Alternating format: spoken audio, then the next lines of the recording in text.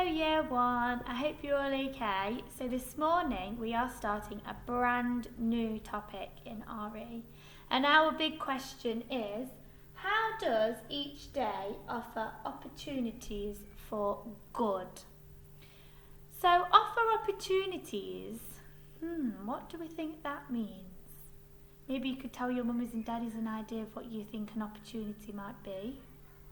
I thought about a good opportunity was that you get the opportunity to come to school, you get the opportunity to go and play at the park, you get the opportunity to choose your own learning when you're in school, and then it says the opportunity for good. So you get given lots of opportunities, especially when you're at school and you get to choose your own learning after you've completed your activity.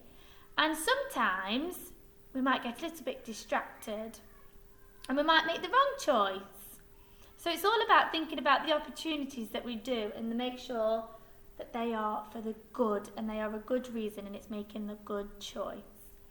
So I found a story today that I would like to read to you, and it's got lots of different opportunities in the story.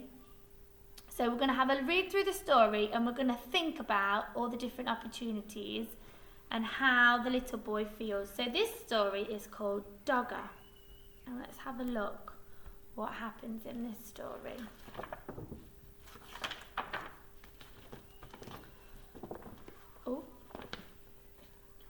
Once there was a soft brown toy called Dogger. One of his ears pointed upwards and the other flopped over. His fur was worn in places because he was quite old. He belonged to Dave.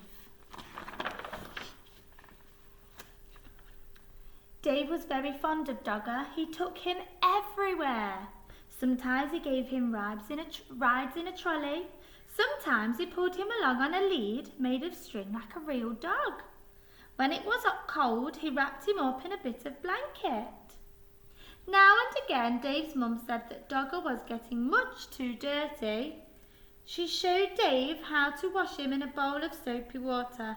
Then they hung him up by his tail on the washing line to dry. So that's a good opportunity, isn't it? Learning how to wash toys. And that's making the right choice, keeping things clean. Dave's baby brother, Joe, liked hard toys. He liked putting them in his mouth and biting on them because he was getting new teeth. Dave's big sister Bella took 7 teddies to bed with her every night. She had to sleep right up against the wall to stop herself from falling out, but Dave only liked to sleep with Dogger. One afternoon, Dave and Mum set out to collect Bella from school. Mum took Joe in the pushchair and Dave took Dogger. Next to the school gate where the mums waited was a playing field. Some men with ladders were putting up colourful flags. Mum said that there was going to be a summer fair to get money to buy things for school. Dave pushed Dogger up against the railings to show him what was going on. Just then, the children started to come out of school. An ice cream van came round the corner playing a tune. Bella ran up with her satchel flying. "Mum, can we have an ice cream?" Mum gave her the money for 2 combs. Joe didn't have a whole ice cream to himself because he was too dribbly, so he got the opportunity to buy an ice cream. On the way home, Dave walked beside the pushchair giving Joe licks of his ice cream. Joe kicked his feet about and shouted for more in between likes. At tea time, Dave was rather quiet. In the bath, he was even quieter. At bedtime, he said, "I want Dogger." But Dogger was nowhere to be found. Mum looked under the bed. She looked behind the cupboard. She searched in the kitchen and underneath the stairs. But Dave watched anxiously through the banisters.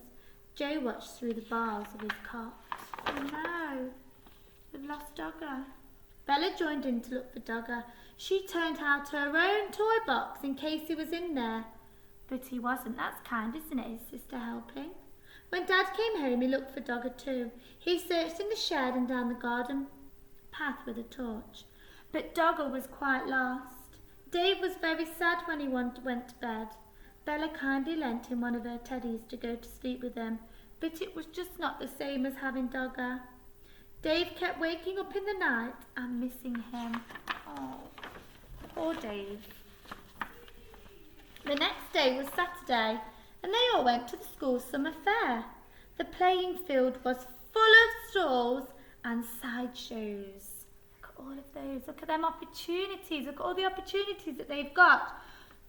Cheesecake and cupcakes. Lots of games to play. A lucky dip, a tombola, flowers, toys. Lots of different opportunities. Lots of games down here. There was a fancy dress parade. Oh, how exciting. Great opportunity to dress up. There were sports with an egg. There were sports with an egg and spoon race, a wheelbarrow race, and a father's race. Lots of opportunities to get involved. Bella was very good at races. She won the three-legged race with her friend Barbara. Wouldn't you like to go in for a race? They asked Dave. But Dave didn't feel like racing. He was missing Dogger too much. Then another very exciting thing happened to Bella. She won first prize in a raffle. It was a huge yellow teddy bear wearing a beautiful blue silk bow.